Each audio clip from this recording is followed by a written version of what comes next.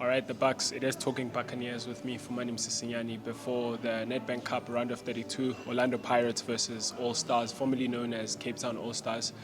And I think the first thing that comes to mind when I think about this game is that these can tend to produce a shock result. I think what Cape Town All Stars will be motivated to do is to run. This might be one of the games of their lives. A lot of the players that are playing in that team, in that All Stars team, this is the opportunity that they might get, the one and only one to play against Pirates. A lot of people will be watching that game. It's a good game for them to showcase their talent. And so we've seen over the years that these tend to produce a shock result. So I think that poses a dilemma for the coach of Orlando Pirates. So he's thinking maybe, because usually you'd think maybe he'd want to rest some players in this game. There are players in that team that have played a lot of games. I'm thinking in my head, Munapule Saleng, ever since he's made a debut for Orlando Pirates against that Sundowns game at Orlando Stadium back in 2022, he's never sat on the bench. So this might be an opportunity for the coach to think, okay, maybe I can rest some players so they fit and firing for Maritzburg United next week Saturday. And one eye on that Chiefs game, that derby that's coming up end of February. I know a lot of coaches will not admit to that they like to treat the next game as professional. They're thinking about the next game. They don't set their minds way too upfront about games that are upcoming. But I think in reality, what he will think is that he needs his best squad. Judging from what he was saying in the interviews, that what he's gunning for now is that Pirates doesn't drop any points until the end of the season. So I think he'll be thinking that maybe he can rest some players for this one. But I think then there's that aspect of this is the only trophy that's left for the running for us now. We are out for the league. We've already backed the MTN8, which is wonderful, but this is the last trophy that we can get to win. And so maybe he might want to have all his players fit and firing for this tournament, this Nedbank Cup. So it poses a bit of a dilemma. I think, again, just going back to the thing about all stars, all motivated, they're going to run. That's one thing we are sure about, is that they're going to run. I think coaches tend to tell their players that, yes, maybe Pirates might have the best players, they might have better quality than us, but what they shouldn't have better than us is the hunger. It's the desire to want to win. And so what does the coach do on the Pirates side of things? I think the first dilemma is that one, and the second dilemma is the one that I posed about games upcoming that he might want to rest players for in the league. But yeah, so you've got players that are returning from injury. You've got the likes of Nda, you've got the likes of Lodge that you might want to introduce in this game, so they may gain fitness and continue to play in the league and get them ready for the games that are coming. So I think on my side, what I would do is I think I go with the 11 that has been playing, introduce a few players, because the next game against Maritzburg is only the next Saturday. So you've got 7 days to rest the players. So if you rest the players, if you rest too many of the players, some of them might get rusty. Sitting 14 days without match fitness, but some of those players might get rusty. So I think what I would do is introduce some of them, like the likes of Lodge, because I think there's a huge gaping hole in that Pirates front line, especially on the left wing, for a quality player like Lodge.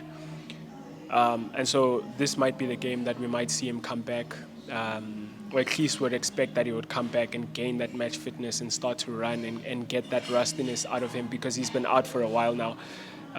So I think that's what I would do. And my 11 would be, I would start with Chiane, because I don't think goalkeepers need resting. I don't think goalkeepers are not like outfield players. So they might play a lot of games. They can play all games in the season and not struggle from fitness issues. So I'd play Chaine, I beg your pardon, because I think he's been playing good games. I think what he does is he gives us another dimension in that Pirates goalkeeper. A lot of the goalkeepers that we have are maybe good at distribution, like Mponjane, but painfully lacking in ball-playing skills to, get involved in the build-up at the back. Ofori, I think he struggles with distribution and he plays with the ball playing. He's also got a mistake in him. That's just one of the other things with Ofori. Very commanding goalkeeper, very vocal, very. He's a bit of a leader, but I think what he does is he eliminates a player for us in that we don't have an 11th man in the build-up. So Shaheen is wonderful. What's wonderful about him is that he's changed that dimension in that Pirates back line, in that we've got an extra defender to play the ball with the defenders at the back.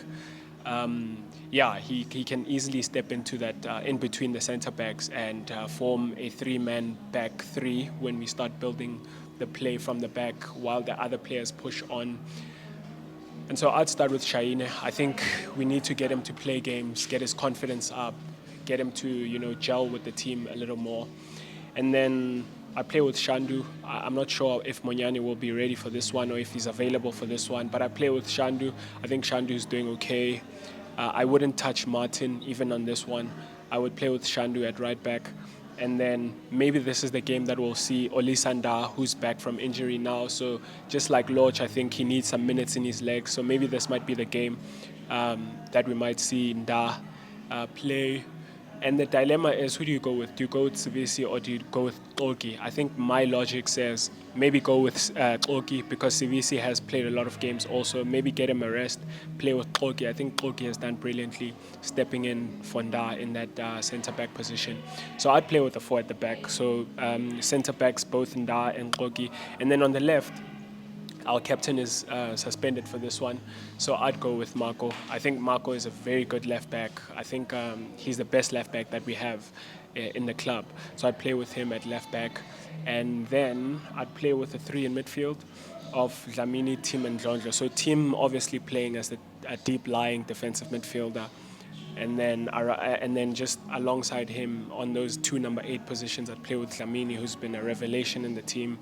I think Dlamini should never see the forward line ever again. I think what he's good at is playing on the half turn in the midfield. He's very good at occupying like half channels, receiving the ball and turning and facing the opposition. He's very creative. He's very good at coming deep, collecting the ball, turning and facing the opposition. So I like his directness in that position. I think he's a unique player. We don't have a player who plays like that apart from Pule, but Pule is mainly used on the wings. So I'd play with Dlamini in that number 8 position. I'd play with Ndlondlo, who's a very good ball distributor, very good at also making forward passes, very good at collecting the ball and holding on to it, which is the other thing that's missing in that midfield. So I think Ndlondlo playing with Dlamini in those two number 8 positions, they give us more command on the ball.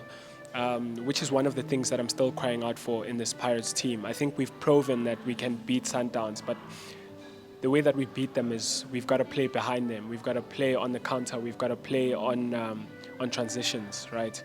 But I still don't feel like we have commanded possession and dominated teams. Even in the games that we've won, I feel like we just always win via set pieces, which is great because that's part of the game. But what would convince me more that we are ready to take on that number 1 position in the league is to command games a little more, to be able to rest on the ball. Like if we're winning games, to keep the ball and rest on it. So I think having Ndlondlo in that midfield alongside Dlamini, we have ball players in that midfield who can help us keep the ball a little more. And then Tim can play those recycling passes to the back line and to the sides. And then my front line, I would go with Pule on the right. I think this is the perfect game actually to rest Muna Pule Saleng. I would rest Saleng in this one, play Pule on the right, rest Erasmus up front and play Chukamanja. Maybe Evidence Mahopa just to see what he's about. And then on the left, I would go with Lorch. I think this game is crying out for Lorch to come in and get some minutes in so he can take that left spot from Dion Hoto. And I just think that I think the left attacking side of Pirates has been relatively tame this season. I think the reason why sometimes we struggle to break down teams is that we're very predictable. Most teams know that we only pose a threat on that right wing. So if you close Saleng, the combination of Saleng and Monyane, or Saleng and Shandu on that right, Pirates are relatively quiet on the left. Otto is expected to cover that whole left line. He's got a lot of energy for that, which is brilliant, but he just lacks the quality. We just don't have quality on that left side. So I think bringing back Lorch, we've got a threat on the left and on the right. It's going to give us another dimension. And then in the center, we've also got the threat of Ndlondlo and Dlamini, which I think is a no-brainer for me. I think we've got the quality players. Most people know this. Even opposition teams know that Pirates can hurt teams with the quality that we have. But I just feel like a lot of the time we've been tame and afraid and not brave to take things on, especially if you go back to the game against Sundowns, this previous game against Sundowns. I think there was a time where the game was there for the taking, where we could have introduced Ndlondlo in that second half and laid a glove on Sundowns. But we failed to do that. I think we afforded them too much respect. We kept our cards all to ourselves and didn't introduce these players that can hurt the opposition. So I think this might be the game to try these things out. But again, in saying this, I'm just worried because I feel like in the small games, that's when we see the coach being brave. But in the games that matter, like there's the Chiefs game upcoming now. I'm just wondering which formation he's going to go for. What players is he going to play with? Is he going to be conservative and try to, defend a 0-0 and then maybe try and hurt Chiefs on the counter? Which I think that would be very, very not brave from the coach, seeing that Chiefs is also struggling in their own regard. And so, that's my 11 that I would go with. Maybe introduce Erasmus then later on in the game. Introduce all these players that he trusts and he loves. Maybe even Martin can come on in the second half. But what I do think the coach will do, because I think this is the 11 that we should play with, but I think what the coach will do is he'll play Shaine.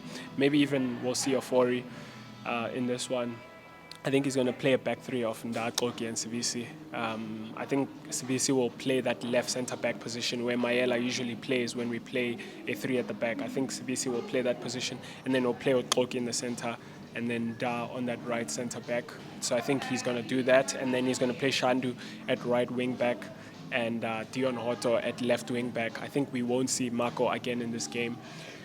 And then, he's going to play with two central midfielders.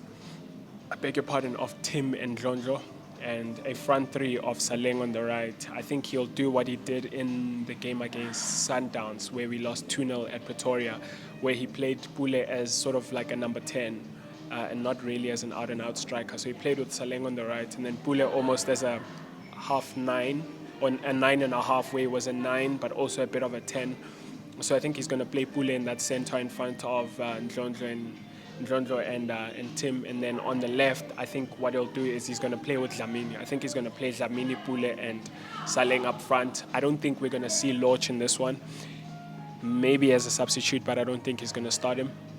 I think he's going to also rest Erasmus. I think what he's doing with Erasmus, which is smart, is that he's managing his minutes because he can't get around the pitch like he used to.